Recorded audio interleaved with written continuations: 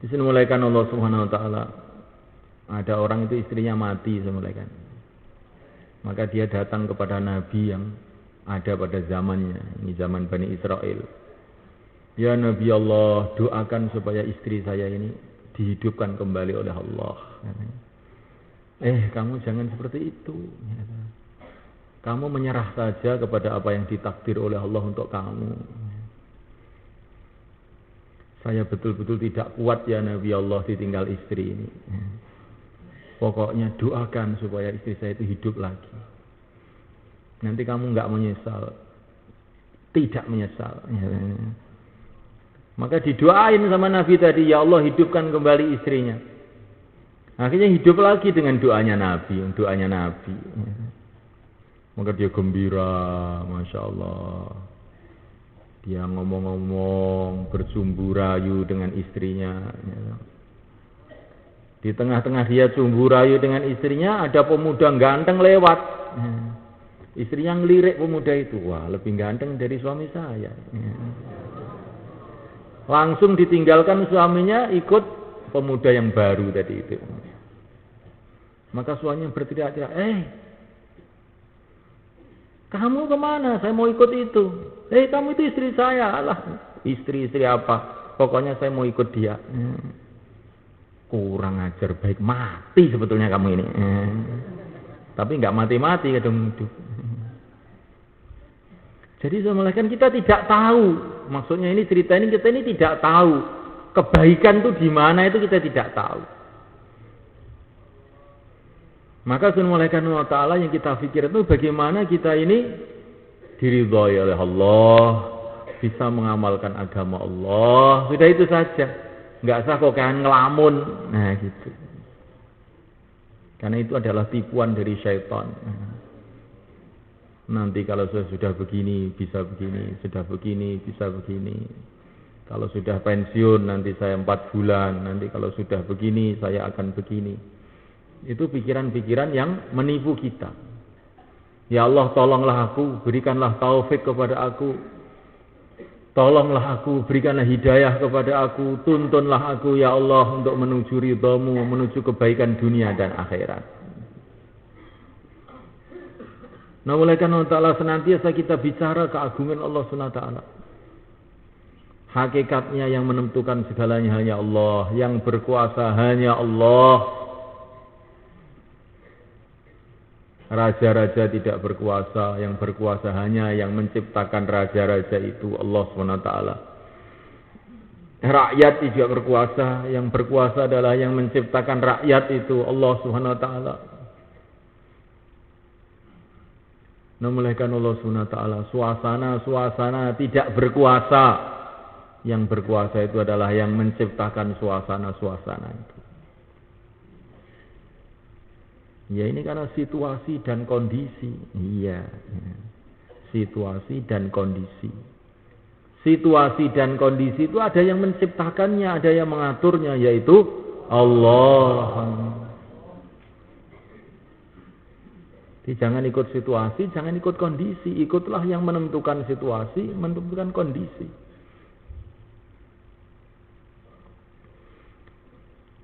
Terus bicara keagungan Allah sampai tertanam dalam pikir, tertanam dalam hati, menjadi kebiasaan dalam lisan, la ilaha illallah.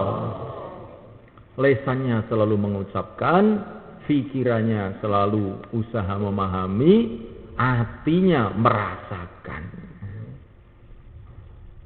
Lisannya mengucapkan, pikirnya memahami, hatinya merasakan bahwa seluruh makhluk itu pada hakikatnya tidak ada, hanya diadakan oleh Allah. Tidak hidup, hanya dihidupkan oleh Allah. Tidak bisa apa-apa tanpa Allah. La haula wala quwwata illa billah. Tidak ada usaha, tidak ada kekuatan kecuali dengan Allah. Nah kalau ini sudah tertanam dalam hati, difahami dengan otak, dimulai dengan senantiasa dibicarakan dengan lisan, Maka akhirnya orang itu pikirnya siang dan malam, bagaimana saya taat kepada Allah, bagaimana saya ditolong oleh Allah, itu aja. Bagaimana saya diridhoi oleh Allah, bagaimana saya ditolong oleh Allah. Pikirannya hanya untuk taat kepada Allah saja. Kalau di sawah yang dipikirkan bukan bagaimana dapat hasil sawah. Yang dipikirkan pertama, bagaimana taat kepada Allah di sawah. Karena ini sawah ini milik Allah, saya hamba Allah. Kalau saya taat kepada Allah, selamat saya. Kalau saya tidak taat, nanti bahaya. Adapun hasil sawahnya itu ada hasilnya, tidak ada hasilnya. Itu sudah ditulis oleh Allah di perut ibu kamu dulu, hasilnya berapa. Rizki itu sudah ditulis oleh Allah. Jangan mentarget-target rizki, nggak ada gunanya. Yang kamu targetkan bagaimana kita taat pada Allah. Nggak usah ditarget ekonomi itu, nggak usah ditarget. Tapi yang ditarget itu bagaimana taat kepada Allah dalam urusan ekonomi kita. Targetnya taat kepada Allah dalam jual beli kita. Targetnya taat kepada Allah urusan pertanian kita. Nah kalau begitu yang kita pikirkan, justru nanti Allah akan memberkati kehidupan kita ini. Ekonominya jadi barokah. Tapi kalau yang ditarget itu labanya, hasilnya, materinya, tidak, yang ditargetkan bukan taat kepada Allah, akhirnya celaka kita. Kita akan berani makan yang haram, berani bikin riba. Kalau saya nanti utang piutang dengan riba, maka hasilnya begini. Maka uangnya dititipkan di bank, didepositokan di bank. Sudah dipikir, dihitung. Nanti kalau 1 juta 1 tahun saya dapat 2 juta, Masya Allah. Sudah dihitung. Ngerti-ngerti banknya bangkrut, 2 juta hilang semua. Dan ini terjadi di seluruh dunia.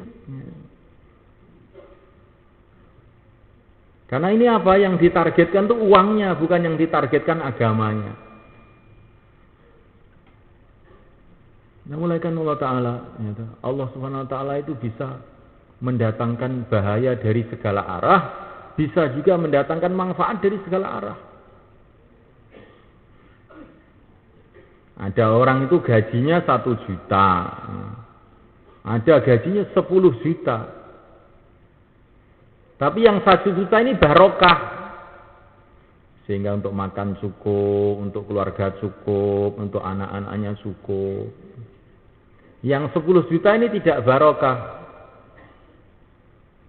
Begitu uangnya datang, istrinya rewel minta belanja, anaknya rewel minta mainan, ya. Yang satu kena narkoba, yang satu jadi maling, ya. Setelah uang masuk di saku, tahu-tahu ingin ngeluyur lagi, ya. Semrawut, sehingga rumah itu semrawut. Kelihatannya uangnya 10 juta. Tapi ternyata 10 juta tadi bukan menyelesaikan masalah, tambah semrawut semua. Anaknya semrawut, istrinya semrawut, dia sendiri juga semrawut. Jadi Subhanahu wa Ta'ala ini kalau orang itu mentargetkan materi, jadinya kayak begitu. Yang kita targetkan itu taat kepada Allah. Yang penting saya taat kepada Allah dalam segala urusan saya. Nanti Allah Subhanahu wa Ta'ala akan memberikan kebaikan-kebaikan. Sudah gitu aja. Wa man yattaqillaha yaj'al lahu makhraja wa yarzuqhu min haitsu la yahtasib. Barang siapa yang takwa, maknanya itu taat, menjauhi larangan. Allah kasih jalan keluar dari segala kesulitannya. Dan Allah memberikan rizki kepada dia dari tempat-tempat yang dia tidak sangka-sangka. Namulakan Allah Ta'ala. Bagaimana supaya kita taat kalau kita ini tahu bahwa kita ini butuh kepada Allah, hajat kepada Allah. 24 jam kita perlu pertolongan Allah. Ya kita ini akan taat sama Allah.